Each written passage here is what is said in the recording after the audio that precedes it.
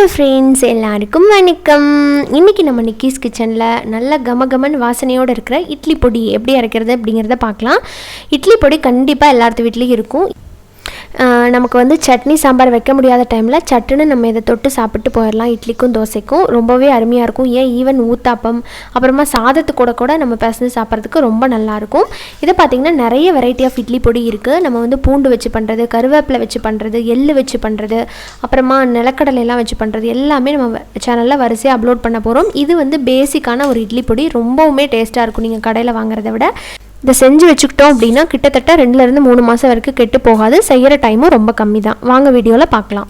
இப்போ இதில் பார்த்தீங்கன்னா கொஞ்சமாக வந்து நல்லெண்ணெய் சேர்த்துக்கோங்க. ஒரு பேனில் கொஞ்சமாக சேர்த்தா போதும். நம்ம நல்லெண்ணெய் சேர்த்து தான் சாப்பிட போகிறோம். ஸோ நல்லெண்ணெயே நீங்கள் வந்து இதை வதக்கிறதுக்கும் பயன்படுத்திக்கோங்க. இப்போது எண்ணெய் சூடானதுக்கப்புறம் இதில் பார்த்தீங்கன்னா 200 கிராம் அளவுக்கு, அதாவது 1 கப், நீங்கள் வந்து மெஷரிங் கப்பில் எடுக்கலாம், அப்படி இல்லைன்னா டம்ளரில், எதில் வேணாலும் நீங்கள் எடுத்துக்கலாம். எதில் எடுத்திங்கனாலும் 1 கப்பு வந்து கடலைப்பருப்பு எடுத்துக்கோங்க.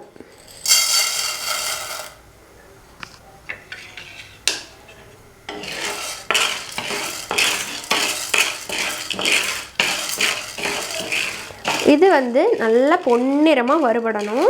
அதே நேரத்தில் கருகிடவும் கூடாது. ஒரு மீடியமான தீயில வச்சு நல்லா கலந்து கொடுங்க. 2 பக்கமும் ஒரே மாதிரி வறுபட்டு வர்ற வரைக்கும் இதை நம்ம வறுத்தெடுத்துக்கலாம். இது நம்ம சேர்த்துற பொருள் எல்லாத்தையுமே நல்லா தனித்தனியாக பக்குவமாக வறுத்தெடுக்கணும்.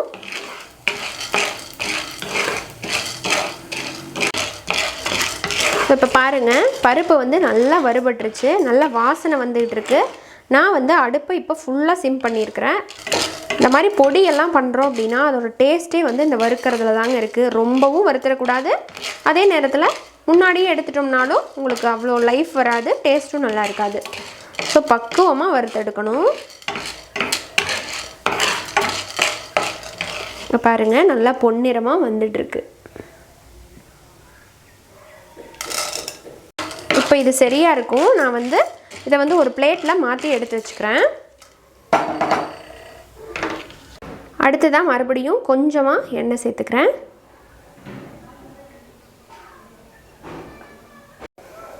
இப்போ இதில் அதே அளவுக்கு 1 கப் கடலைப்பருப்பு எடுக்கிறீங்கன்னா 1 கப் அளவுக்கு உளுந்து பருப்பு எடுத்துக்கோங்க. தோல் நீக்காத உளுந்து இருக்குது பார்த்தீங்களா, அது சேர்த்திங்கன்னா இன்னுமே டேஸ்ட்டும் நல்லாயிருக்கும், உடம்புக்கு நல்லது.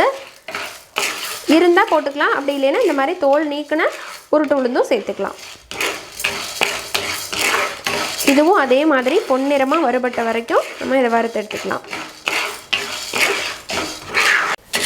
உளுந்தும் பார்த்தீங்கன்னா நல்லா பொன்னிறமாக வறுபட்டுருச்சு. இப்போ இதையும் அதே பிளேட்டுக்கு மாற்றி வச்சுக்கலாம். அடுத்து இதில் மிளகாய் சேர்த்துக்கலாம். காரத்துக்கு தகுந்த மாதிரி மிளகாய் போட்டுக்கலாம். நான் 7 மிளகாய் போடுறேன்.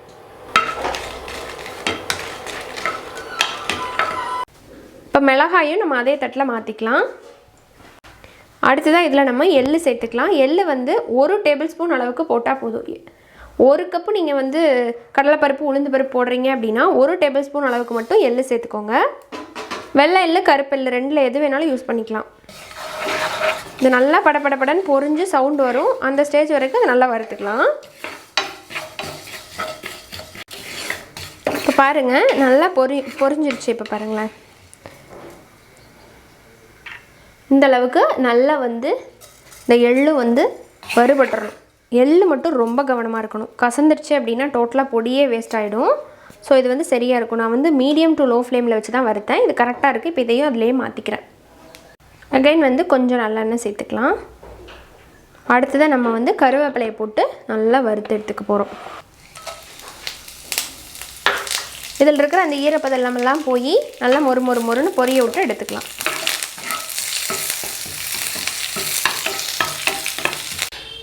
இப்போ பாருங்கள், கருவேப்பிலையும் நல்லா வறுபட்டு ஒரு சறுக்கு மாதிரி ஆகிடுச்சு. இதில் எந்த ஈரப்பதமும் இருக்கக்கூடாது. ஒரு இலையை நல்லா தனித்தனியாக இப்படி எடுத்து விட்டு வதக்கி விடுங்க. ஏன் அப்படின்னா கொஞ்சம் ஈரம் இருந்தது அப்படின்னா கூட உங்களுக்கு பொடி சீக்கிரமாக கெட்டு போகிறதுக்கு வாய்ப்பு இருக்குது. இந்த மாதிரி எல்லா இலையும் நல்லா சறுக்கு மாதிரி ஆகிடணும். இந்த அளவுக்கு ஆனதுக்கப்புறம் நம்ம வந்து அதே பிளேட்டுக்கு இதையும் மாற்றிடலாம். திரும்ப அதே பேனில் அகெயின் வந்து கொஞ்சம் நல்லெண்ணெய் சேர்த்துக்கிறேன். கொஞ்சம் தாராளமாக சேர்த்துக்கலாம். ஏன் அப்படின்னு பார்த்தீங்கன்னா நம்ம வந்து பூண்டை வதக்க போகிறோம். பூண்டு வதங்கிறதுக்கு கொஞ்சம் எண்ணெய் அதிகமாக தேவைப்படும். நல்லா மொறுன்னு லோ ஃப்ளேமில் வச்சு வறுத்தெடுக்கணும். 3 பல்லு பூண்டு போட்டால் போதும், ரொம்ப சேர்க்க தேவையில்லை. சின்னதாக கட் பண்ணி போட்டுக்கலாம், தட்டியும் போட்டுக்கலாம், நம்ம விருப்பம்தான். ஓகே, இது நல்லா வறுபடட்டும்.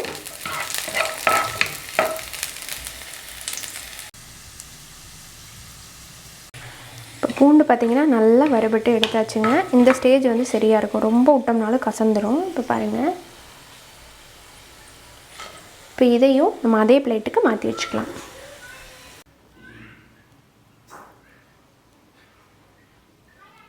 இப்போ பாருங்கள், நம்ம வறுத்து வச்ச பொருள் எல்லாமே நல்லா ஆறிடுச்சுங்க. இப்போ பாருங்களேன், இதில் வந்து 1 டீஸ்பூன் அளவுக்கு பெருங்காயத்தூள் எடுத்து வச்சுருக்கிறேன். அதையும் வந்து நம்ம இதிலேயே போட்டுக்கலாம். இதில் நம்ம பருப்பெல்லாம் அதிகமாக சேர்த்துறதுனால இந்த கேஸ்ட்ரிக் இஷ்யூஸ் வரக்கூடாது அப்படிங்கிறதுக்காக கொஞ்சம் பெருங்காயத்தூள் தாராளமாக போடலாம். அதே நேரத்தில் நல்ல மணமும் கொடுக்கும். இதை சேர்த்துட்டு இந்த பொடிக்கு தேவையான அளவுக்கு உப்பு போட்டுக்குங்க. இந்த உப்பை கூட லைட்டாக நீங்கள் வறுத்து போடுறனாலும் போட்டுக்கலாம், ஒன்றும் தப்பு இல்லை. இப்போ இதில் வந்து மிக்ஸி ஜாரில் நம்ம சேர்த்து இதை அரைச்சிக்க வேண்டியதான்.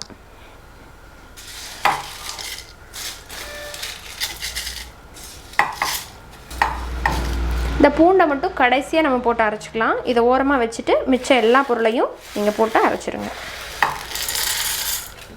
சரிங்க, நான் ஃபஸ்ட்டு இதை மட்டும் அரைச்சிட்டு வந்துடுறேன்.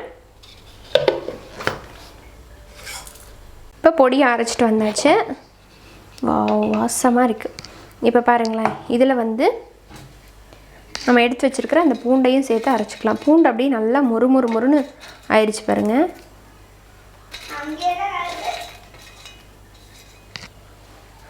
இதையும் ஒரு சுட்டு விட்டு அரைச்சிட்டு வந்துடலாம்.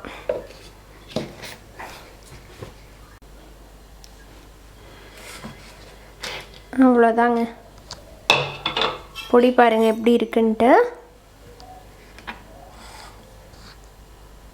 சூப்பராக நம்மளோட இட்லி பொடி ரெடி ஆயிடுச்சு.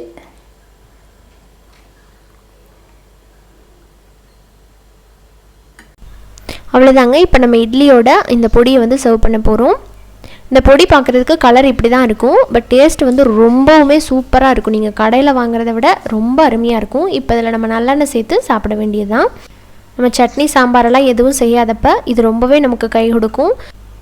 பேச்சுலர்ஸ் வந்து இந்த மாதிரி இட்லி பொடி நம்ம ரெடி பண்ணி வச்சுக்கிட்டோம் அப்படின்னா இட்லிக்கும் தோசைக்கும் வந்து உடனே செஞ்சு சாப்பிட்டு நம்ம கிளம்பிடலாம். ஸோ இந்த வீடியோ கண்டிப்பாக உங்களுக்கு உபயோகமாக இருந்திருக்கும் அப்படின்னு நினைக்கிறேன். இந்த வீடியோ உங்களுக்கு பிடிச்சிருந்தது அப்படின்னா மறக்காமல் நம்ம சேனல் நிக்கிஸ் கிச்சனை சப்ஸ்கிரைப் பண்ணிவிட்டு கூட இருக்கிற பெல் ஐக்கானை கிளிக் பண்ணுங்கள். இந்த ரெசிபியை நீங்கள் ட்ரை பண்ணினீங்கன்னா உங்களுக்கு எப்படி வந்தது அப்படிங்கிற எக்ஸ்பீரியன்ஸை மறக்காமல் எங்களோட கமெண்ட் செக்ஷனில் ஷேர் பண்ணுங்கள். இன்னொரு இன்ட்ரெஸ்டான ரெசிபியோட உங்களை மீண்டும் சந்திக்கிறேன். அது வரைக்கும் நன்றி, வணக்கம்.